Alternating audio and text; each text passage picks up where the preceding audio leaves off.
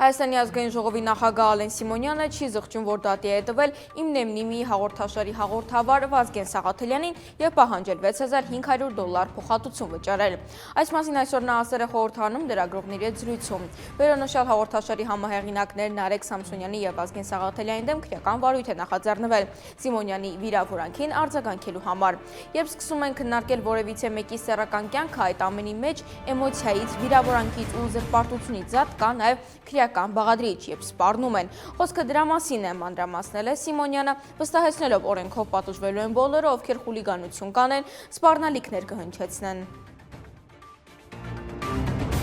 Մեծ Բրիտանիայի խորհրդարանում քննարկում է կազմակերպվել պալատի լորդ Ջեքսոնի կողմից Նիկոլ Փաշինյանը հայ-առաքելական Սուրբ եկեղեցու և Սամվել Կարապետյանի հետապնդումները թեմայով։ Այս մասին սոցցանցի իր էջում գրել է մեր ձևոշարժման համակարգող Նարեկ Կարապետյանը։ Նրա խոսքով խորհրդարանի անդամները, հոգևորականներ և մեդիա ներկայացուցիչներ միացել էին կարևոր քննարկմանը նվիրված կրոնական ազատության և հայ-առաքելական եկեղեցու պաշտպանության հարցերին։ Ավելի վաղ Նարեկ Կարապետյանը ամերիկացի լրագրող Թաքեր Կարլսոնին տված հարցազրույցում հայտարարել էր, որ Հայաստանի իշխանությունները հակաեկեղեցական քարոզարշավ են իրականացնում, իսկ իր հորեղբոր Տաշիր ընկերությունի խմբի ղեկավար Սամվել Կարապետյանը բանտում է Աստծուն հավատալու համար։ Նա նշել է, որ հարձակումների ֆոնին եկեղեցուն աջակցող գործարին բանտարկել են ընդամենը 37 վայրկյան տևողությամբ մեկնաբանության համար։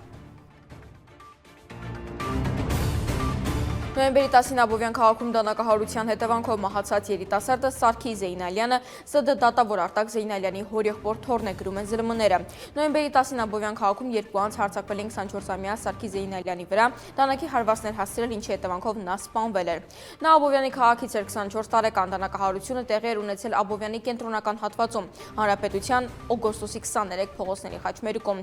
Կանգ առած սրահի մոտ դեպքի առթիվ քննվող քրեական վարույթի շրջանակում հանրային քրեական հետապնդում է հարուցվել երկու անձի նկատմամբ սպանության հատկանիշներով։